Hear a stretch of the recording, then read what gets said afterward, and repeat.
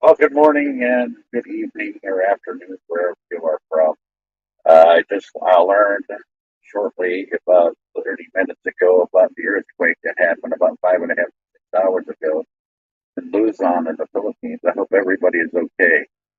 I attempted a live stream a couple hours ago, but my headset died in the process, so I just had to end it, recharge my headset so I could do this live stream. Okay, I know people like looking at maps, so I brought this one up.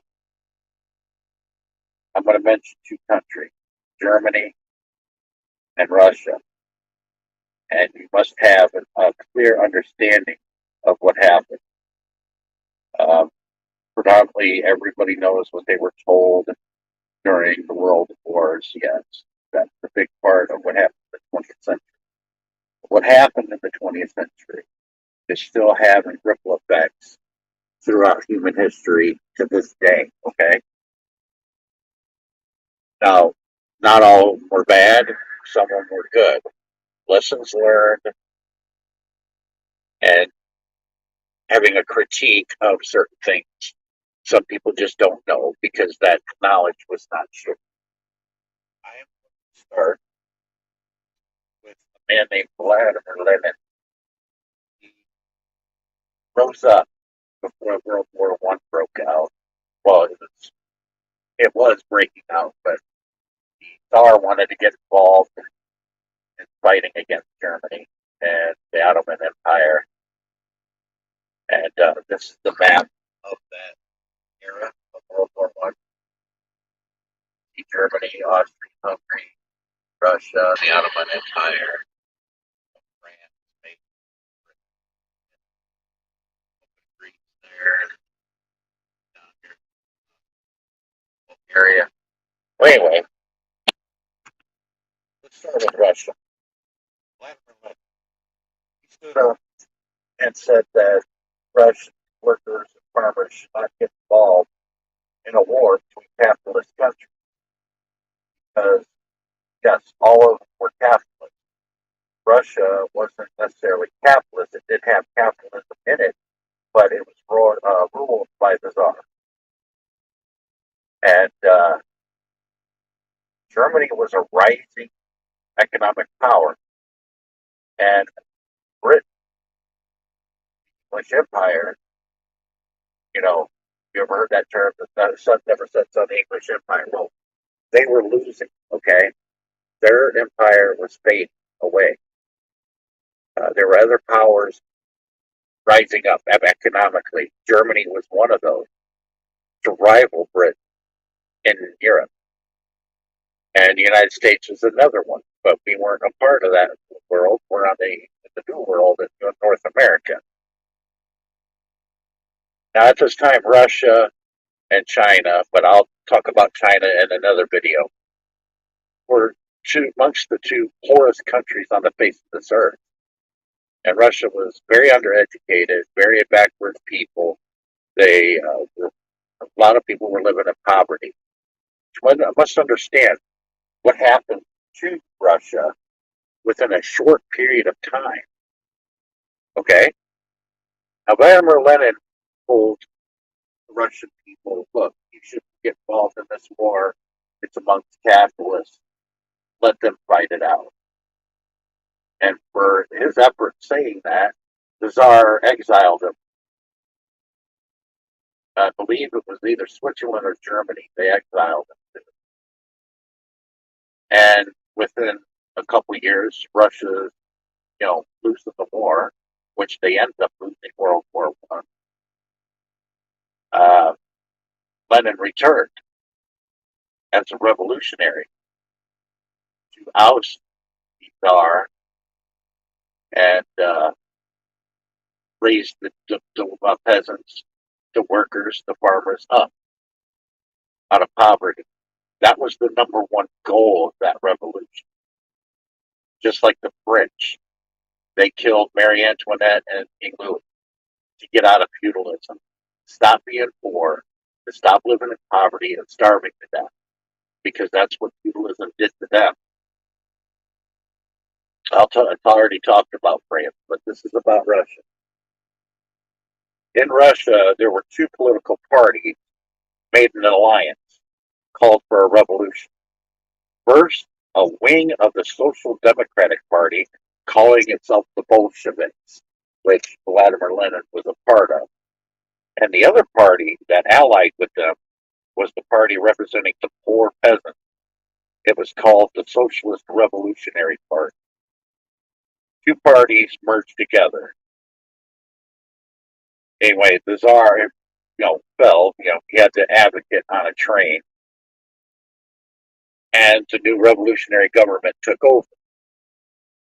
It was heavily influenced by leaders of the Bolshevik Party, who in turn had been influenced by Karl Marx.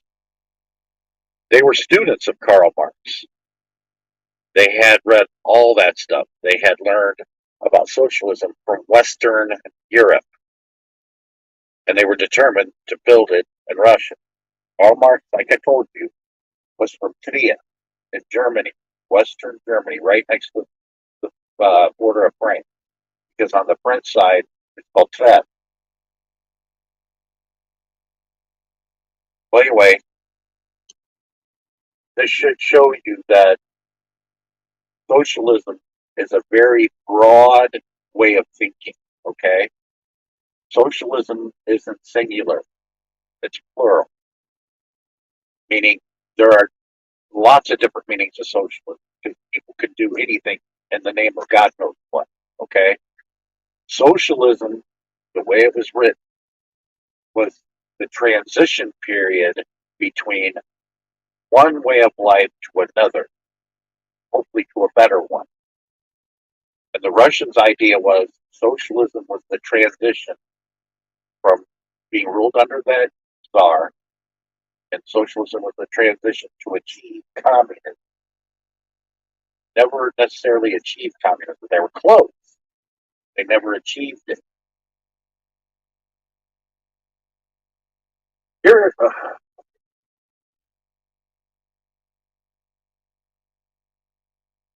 here are some things that may surprise you. The revolution slogans, in 1917 Russia, during the revolution, this Vladimir Lenin that came up with this, their slogans were bread, peace, and land. Just like the French, their revolution, liberty, equality, fraternity.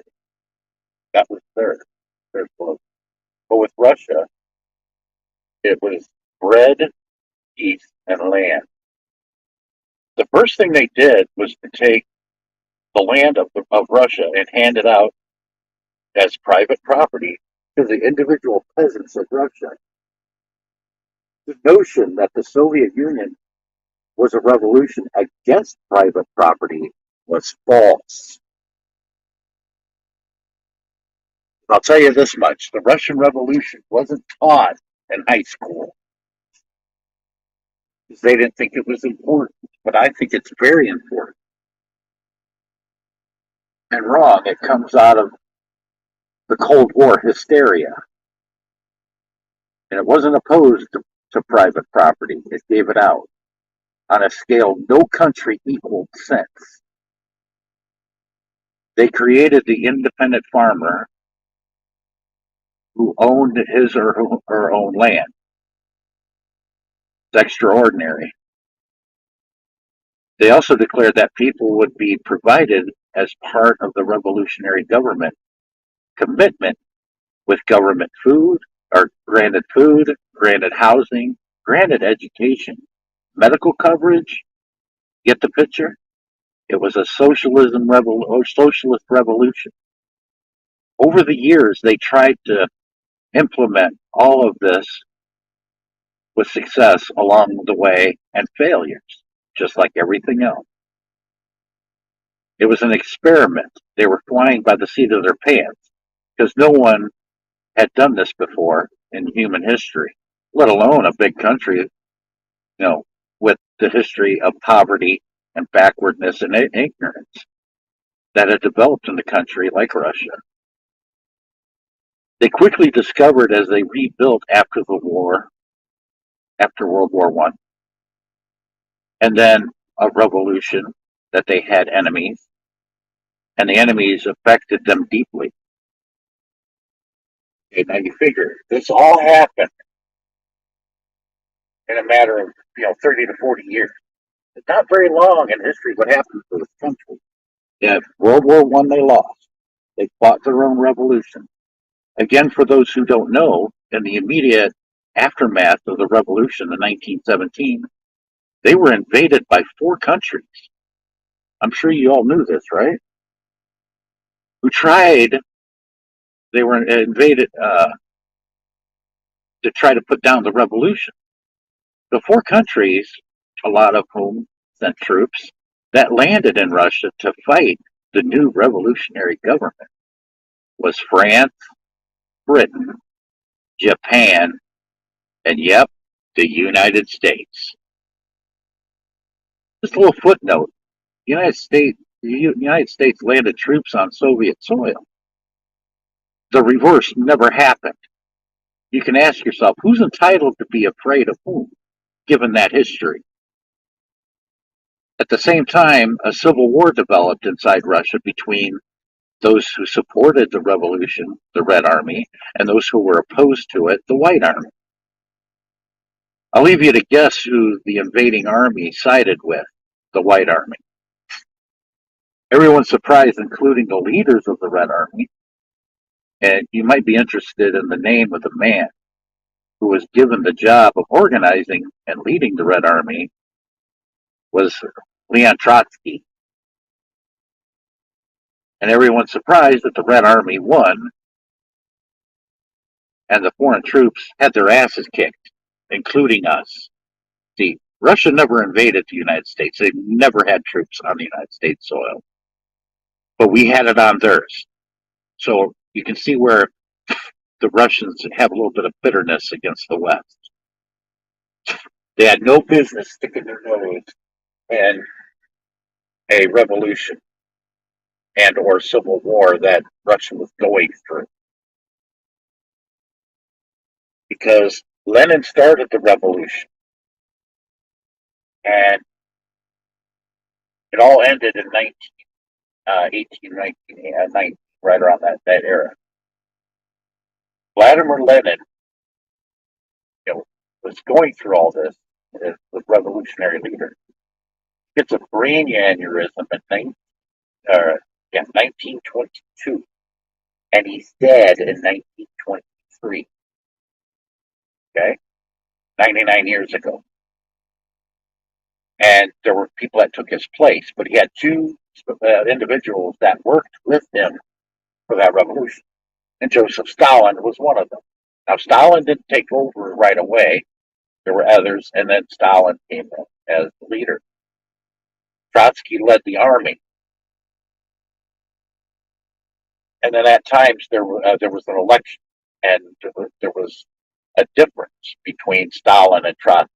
Stalin was for the people, but he also sort of was kind of more of an authoritarian figure, where Trotsky wasn't. Trotsky was a general in the army. And because he ran against Stalin in that time, before World War II, he was drummed out, and Trotsky was in exile in Mexico. So I'm sure that some of you probably knew that, right?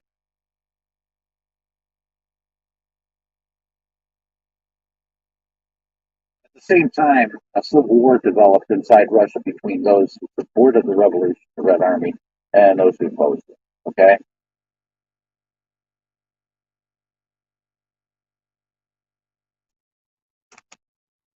The last Japanese troops leaving Russia in 1922, 5 years after the revolution.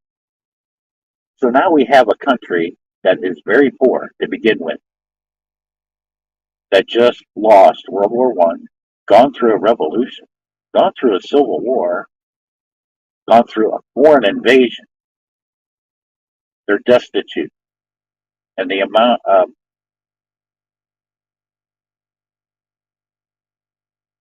and the Soviet Union, which has to be understood, is that it went from that level of destruction in 1917 to 1922. So that 50 years later, in the 1970s, Russia had become the second most important superpower in the world, second only to the United States. Now, they had the most casualties in World War II, 29 million people. I think they lost more people in that war than all the others combined. The Soviet Union lost a lot of people in that war because Germany invaded all the way to Moscow and almost took over Stalingrad. You know, they almost destroyed Russia in World War II. So they had to deal with that in the 1940s. So from 1917 to 1922, and then in the 1940s, World War II, and that tragedy happened. That kind of economic comeback and economic growth, because they also suffered in World War II when Hitler invaded them. Russia suffered more deaths than any other country. No one else comes close. They went to work to overcome poverty. That was their number one goal, and the goal of their leader of the most of those years was Stalin, was committed to. In the name of building up their industry, they did a number of things. They collectivized agriculture. The land that they had given to the people, they took a good bit of it back. They left them with some, but they wanted to create a modern agriculture. The government took over industries to make them work very hard. They built up their machines, industry-based. They didn't spend a lot of effort on consumer goods like we did in the United States, which is why the Soviet Union were behind the West when it comes to the standards of living.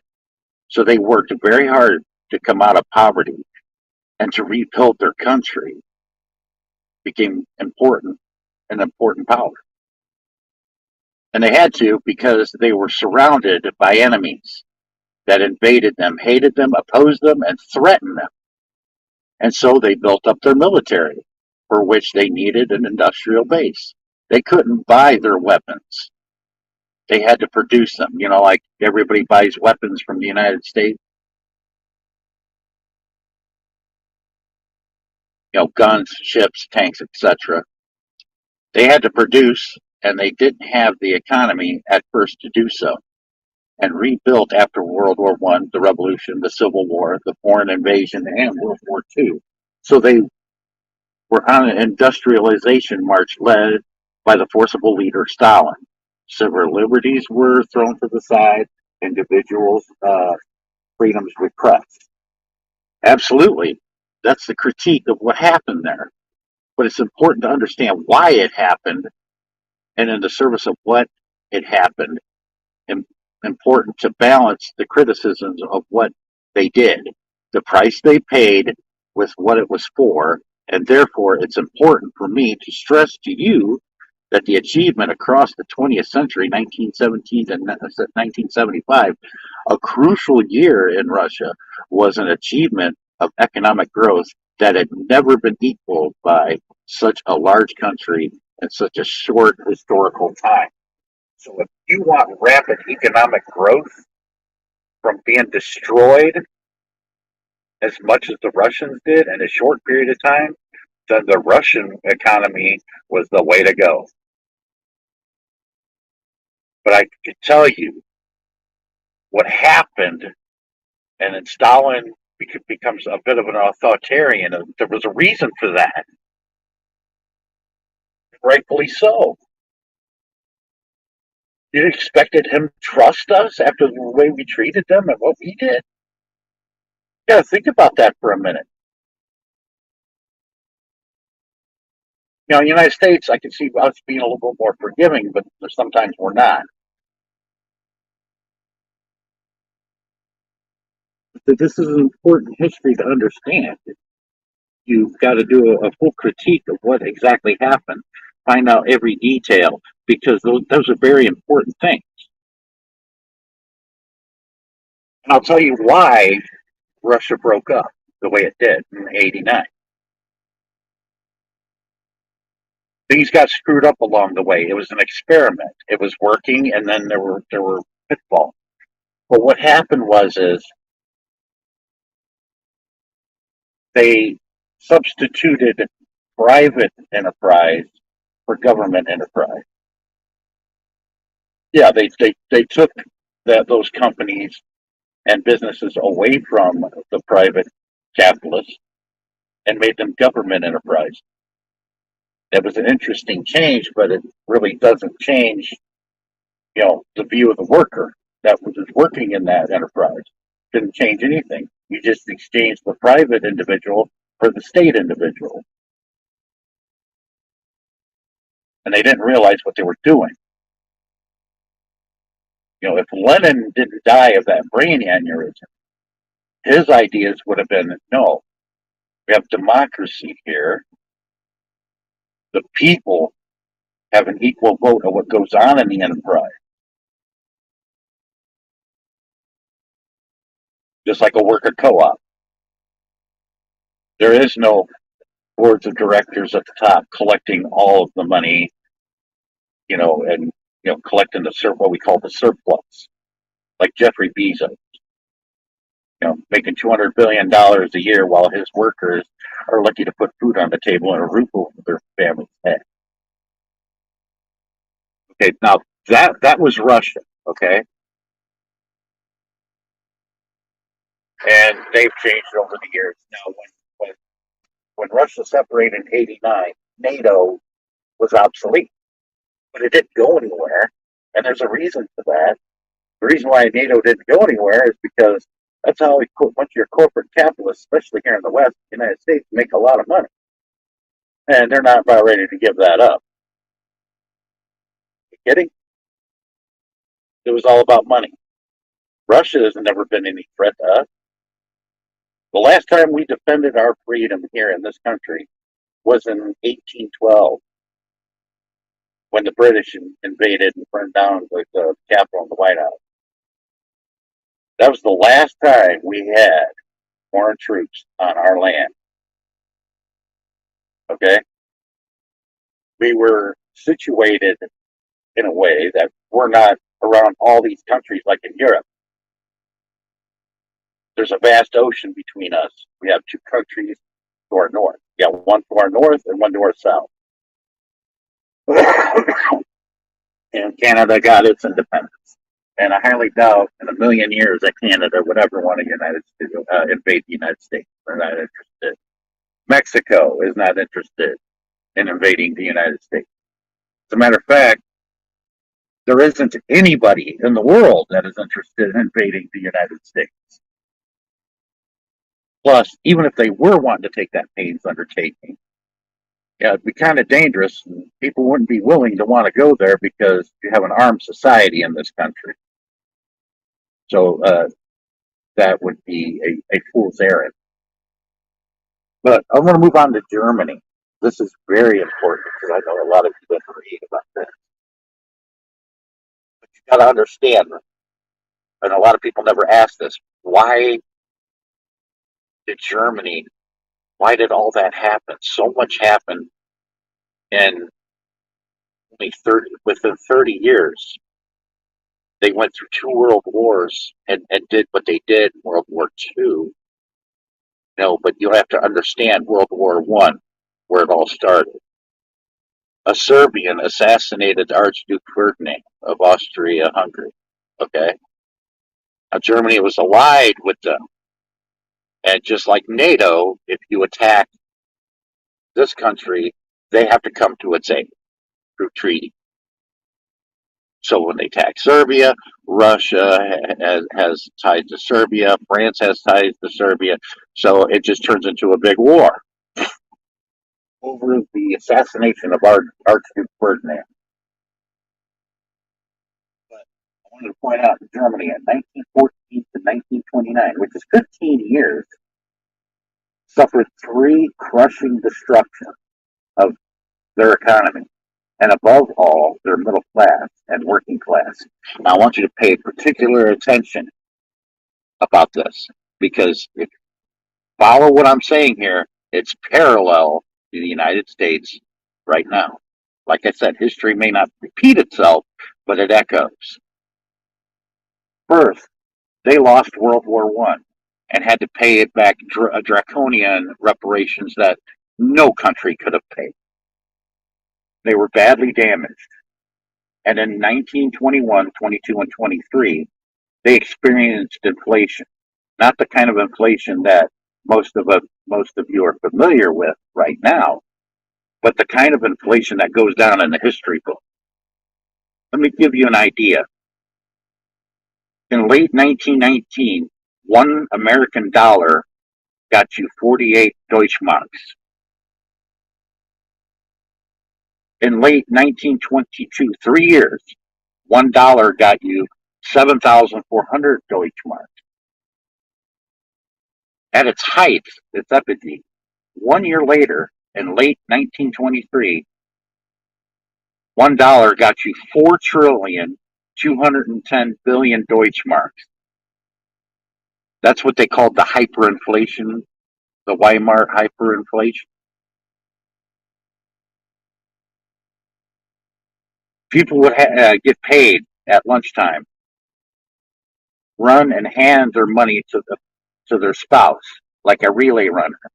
And then she would have to run to the store and spend it, because if you didn't, it wouldn't be worth anything by that afternoon. Prices were doubling every 2 hours. That's how bad it got. There were people having wheelbarrows full of Deutschmarks going to the store to try to buy a loaf of bread. Okay? So it's sitting outside the door. He walks in the store. Somebody comes by, dumps the Reichsmarks on, or not the Reichsmarks, the Deutschmarks. The Reichsmarks were during World War II. Dumps the Deutschmarks onto the ground and takes the wheelbarrow, because the wheelbarrow is worth more than those Deutschmarks. If you go to an old house, now there are probably some still available. Some of the children that lived back in that day, they're all senior citizens now, remember seeing Deutschmarks of big denominations used as wallpaper in houses. That's how bad it got. That's how bad their currency was not valued at all. And you got to figure, over a period of 70 years, people who were, German families accumulated, savings, for their retirement or whatever, they had savings. Well, over the years, they had saved that, when the hyperinflation hit, their savings that they saved up for so many years would buy them a quarter pound of butter. They lost everything.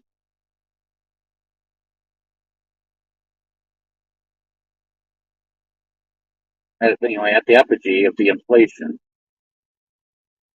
that a right-wing militant leader named Adolf Hitler tried to march on a city center in Munich, Bavaria, in what came to be known as the Beer Hall Purge. He planned to take over the city of Munich and in the south, and then march, take over the whole society. He and a kind of rugged bunch of mostly young but white men. That's very important. If it sounds familiar, good. That's my point. He was arrested and jailed for 9 to 10 months, because the Europeans didn't put people in jail for long periods of time like we do in the States. Attacking buildings, jail, you have to do it in a different way. There are two ways to have a revolution. You can do it at the ballot box, or you can do it with bloody revolution, like a lot of revolutions take place. But I'm going to pause there for a minute, because there were other revolutions taking place at the same time, but you may not have heard of. One of them was in that same area in Bavaria. Now, the southern area of Germany is a lot like the politics of southern United States. Y'all come back down here. Conservative, very conservative Catholics that lived down there, except for the city of Munich. That was a socialist city. Now, a revolution took place. They did get the Bavarian independence, from the person who was ruling at the time, because this was before Hitler did about it. It was while Hitler was in prison or in jail. They were wanting this individual was trying to set up the BSSR, a name that kind of rings a bell, don't it? You know, like the USSR that just formed, a couple years ago with Vladimir Lenin. The USSR was the Bavarian Soviet Socialist Republic. Um, the leader of it was a man by the name of Kurt Eisner. The leader of the socialist revolution in the South Germany was a Jew. Kind of complicated at that time, don't you think? Yeah, a lot of your Jewish people were socialists. Just a little footnote. Now, in Berlin, there was a revolution too, and it was led by this person you may have heard of, Rosa Luxemburg. And for her efforts, the military hacked her body and threw her body in the Lymphoid Canal in downtown Berlin. You know, women really weren't, seen as having 100% rights. We all know about that. But some of her famous sayings. This is a picture of her right here in the bottom right, and one of her famous sayings. Now, if you go over to Berlin, like I have, they still don't touch those historical landmarks because they love Rosa Luxemburg. They have metallic plates embedded in the street and the sidewalks of her famous sayings. And some of those are like this: there's no democracy without socialism, and no socialism without democracy. The most revolutionary act is a clear view of the world as it really is. But that's not all. She's not the only one that they revere so heavily over there in Berlin, Germany, and Berlin. You go over there and visit it instead of just seeing the sights. Go dig into culture like I do going to different countries. I went over there to visit another foreign exchange student that we had named Florian Roll. He was from Stuttgart. I visited him there. He went with Berlin, showed me around, took me to a library, went to some theater together. We went to high school together. He came over here to the States and stayed with us. And another interesting thing that I found out there was you go to Berlin, you'll see Karl Marx's name all over the place. Streets and theaters named after these people. Karl Marx Alley, Karl Marx Platz, Karl Marx Road, Karl Marx Avenue. Karl Marx is all over the place. And then when you talk to these Germans, they're very conservative, and you ask them why they do that, they look at you as if you're crazy and say, we're very proud of Karl Marx or Rosa Luxemburg. Because what they achieved, what they did, because, especially Marx, his ideas spread everywhere. But I'm going to remind you that during the Nazi period, when they were burning books, you were told that they were burning the Holy Bible. I highly doubt that because a lot of them were heavy Christian. Yes, a lot of them were Catholic, a lot of them were Lutheran. You can reject it all you want, but the reality is that's what these people were. Okay?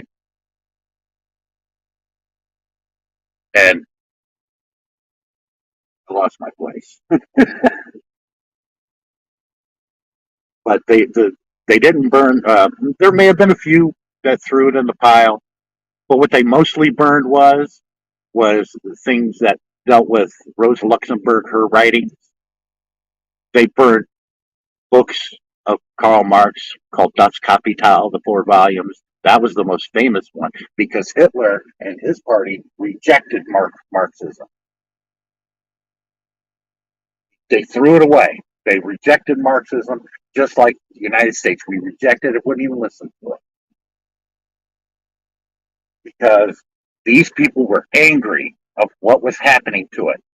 They lost World War I. They lost the Kaiser. They dealt with hyperinflation that hit them. They had to pay war reparations after losing World War One, and then in 1929,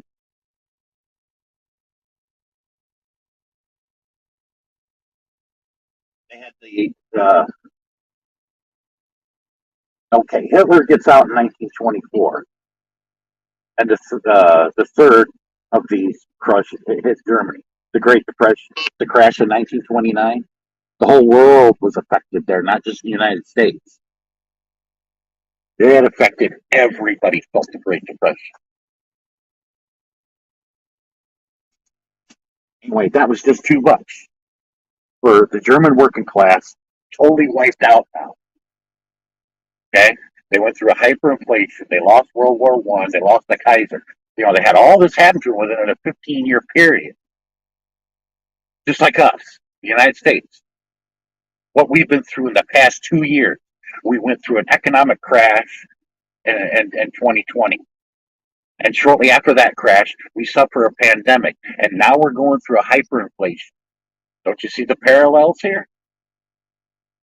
And people are getting angry and bitter and upset, and half of them can't identify why they're that way.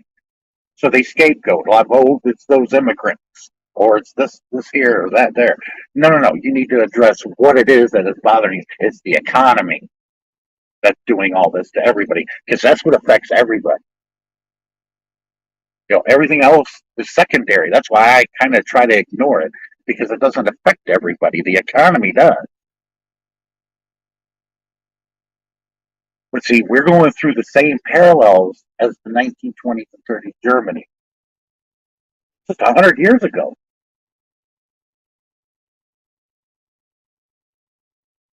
It was too much for the German working class because they were wiped out. Half of them went to the left and became the radical left wingers. Uh, um, Socialists and the new Communist Party got them. Okay, and the other half went to the right. Right, Adolf Hitler. They called themselves the Socialist, uh, the National Socialist Workers Party. Okay, in German, it was called the Deutsche Nationalsozialistische Arbeiterpartei. That's how you would say it in German. In German,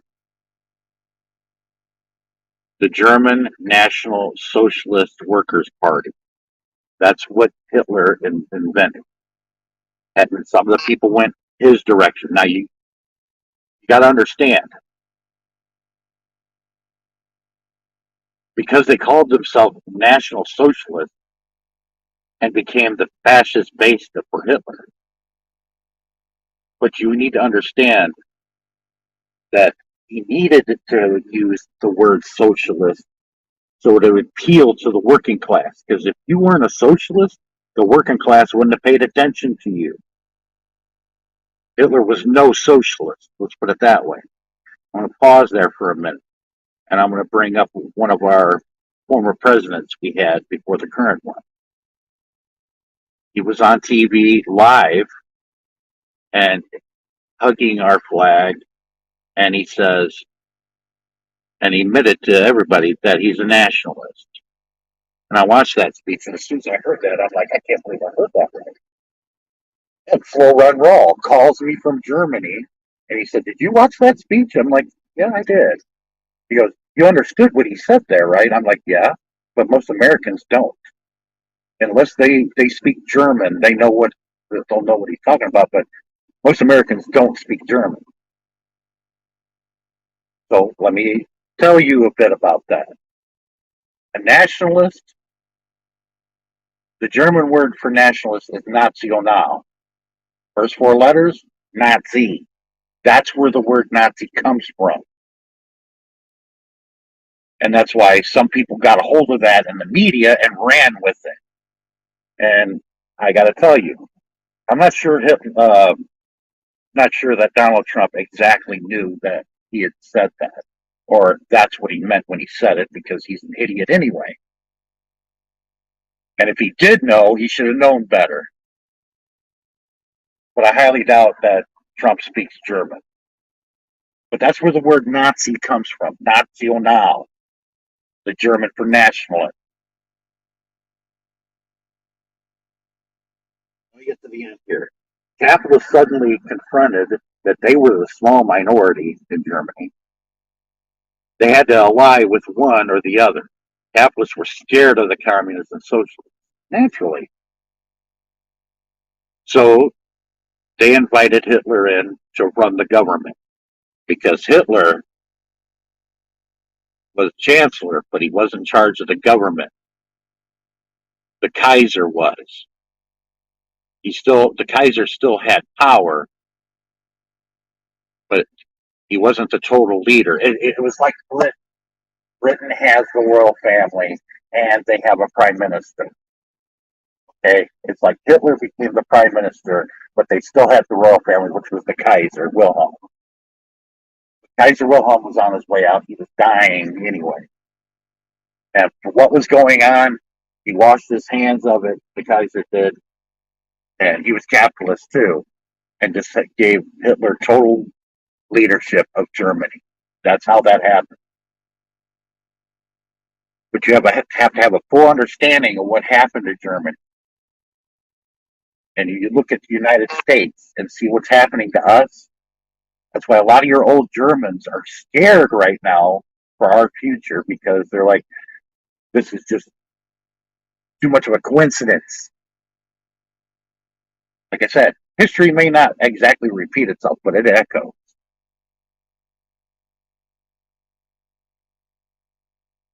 And I'm going to share a poll with you, a national poll that people in the United States 45 years or younger were too young to even remember the Cold War. They're 45 years or younger.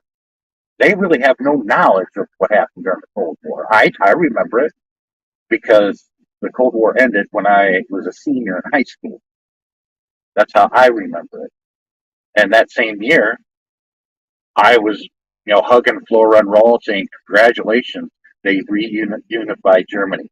So when Loren went back home that summer, he was in tears because his country was finally reunited. There was no longer an East and West Germany because he had relatives on the other side that he never knew. He knew of them, but never knew them. The country was reunified. But Germany been through a lot. But you have to understand, they were a rising capitalist power before World War One, and they were thriving, and they were rivaling the British. And the British didn't like them, just like the British didn't like the United States. They didn't like us because we were a rising power. In the United States, we tried to stay out of World War One, but then when we looked at it, Britain and France threatened us by saying to our government, we owe you a lot of money, and if we lose this war, you're never going to get paid back. And that kind of made us turn our back on Germany because we had a lot of business deals with Germany. They bought a lot of our locomotives for their train system. And in World War II, I'm not going to get into this in detail. You can find out for yourself. There are a lot of companies here in the United States. Some of them go under a different name now, but some of them are still in existence, are still treasonous to this day, and never were brought before trial because they were dealing with an enemy economically. At the same time, we were at war with them. Standard Oil is one of them. DuPont, Westinghouse, Kodak, Nestle, NCR, IBM, which is the same company, sort of. They were all dealing with them. Carnegie Steel. Carnegie Steel is the one that built the railway that led to Auschwitz. And there's a lot of companies in the United States. They have a lot to answer for. And if you remember, Henry Ford had a picture of Adolf Hitler behind his desk in his office in Detroit. And Hitler gave him the highest award for a civilian in Germany because during the war, if you were to open the hoods of a lot of those vehicles and tanks and stuff, those were Ford engines. Yeah, they had those machines or whatever they were using for war. Yeah, they were built by Mercedes. But the engines were Ford engines. You don't have to believe me. You read it for yourself. Look to you. But I had to do this video, and I got a lot more on the way. And I'm going to mention China, which one of my colleagues seems to have a problem with. You need to have an understanding about that country too, because they were one of the poorest countries on the face of the earth. But you need to understand, Russia was our ally in World War II. China was our ally in World War II. But you're trying to make them our enemy? Like my grandfather that fought in World War II. Both of them did. My granddad, my dad's dad, was German, that immigrated from Germany. So he kind of, as a child, knew Germany, and he fought with the 101st Airborne. And when they made it to Berlin, he partied with some of those Russians.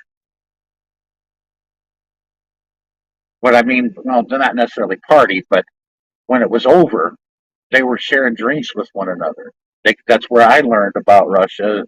Because my grandfather told me, if you drink with a Russian, you crack open a bottle, they drink it. But be careful. If you don't drink, you wouldn't want to be the one to crack open a bottle with some Russians because I mean, if I did it, I'd be on the freaking floor. I have one shot of vodka and I'm pretty goofy. But they were partying with these Russians. And my grandfather, I remember him sitting on his knee to this day, listening to him saying, do not believe what you are being told. Because your granddad was over there and fought with the side by side with these people against Nazi Germany. They were our friend, and then all of a sudden they're our enemies. That's why you can hold them. They were all holding up signs back then that would have WTF on them, wondering, what the fuck.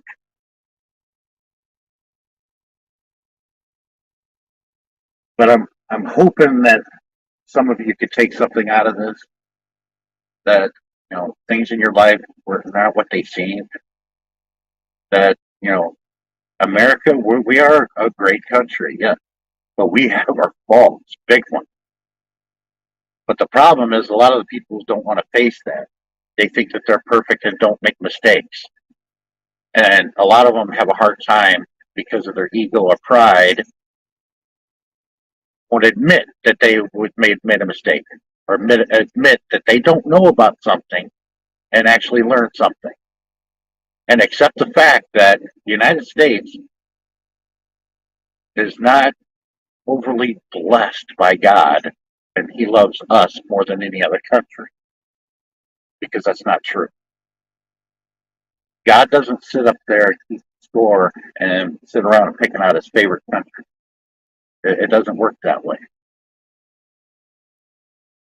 But I'm glad I could share this with you.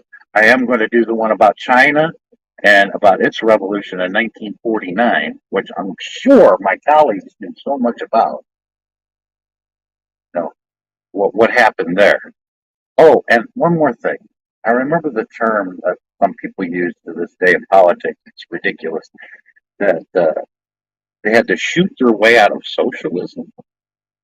Okay, let me use the logic here. And I've asked people this that have said that, and they looked at me like I was stupid. I asked them, what socialist country did those people have to shoot themselves out of? Because World War One and World War Two killed well over 100 million people together.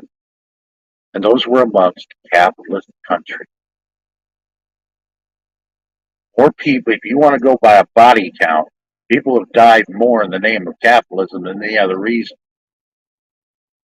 Whether it is to bring that capitalist system into power like the French, or to get rid of it and to move on to something better.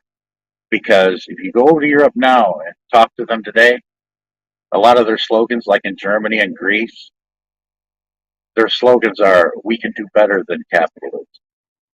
That idea, that we can do better, that's what got us out of slavery. That's what got us out of feudalism. That's what got us out of primitive tribalism.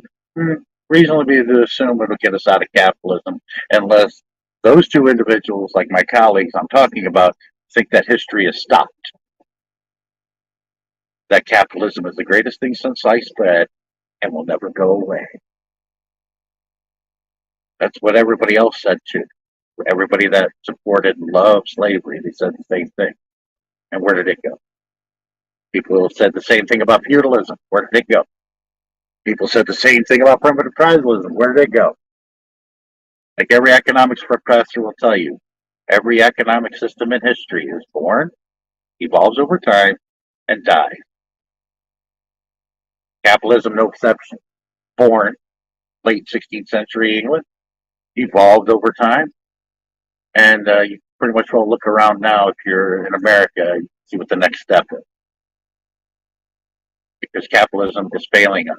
It is not growing. It moved.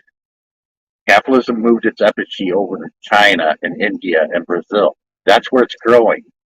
But what those three countries don't understand is it brings with it the same instability that we have right now.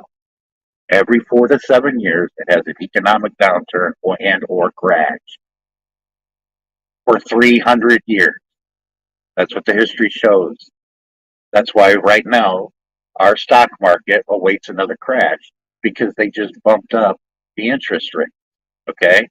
And history shows every time they up the interest rate, there's an enormous crash in the economy and the stock market. That's why history is the best teacher. I want to tell you guys, y'all have a good day. I hope you enjoyed this video. I hope some people come back and watch this video, or the two colleagues that I mentioned will either self-censorship and ignore it, or still believe what they want to believe in a fantasy world, like one of those colleagues talked about, living in a fantasy world. So who's living in the fantasy world? Me or him? I've shown people. I don't give you belief. I give you the facts and where to go. Want to, check on whatever it is? Go ahead and Google it. But that could be dangerous because you're going to get mixed information. But I get mine from a book. I only use the internet here to show pictures. But you guys have a good day. I'm glad I could share this with you. Look forward to part 3. That might take me a day or two to get to. But hey, thanks for coming. I'm sorry I didn't mean to ignore chat. I appreciate you guys, checking it out. If you have a question, put it down in the comment section, and I'll get to it. All right? Y'all have a good day. Hopefully I can see you guys in someone else's live stream, and I hope everybody's okay from that earthquake. Y'all have a good day, good morning, good afternoon, and good evening. All right, bye.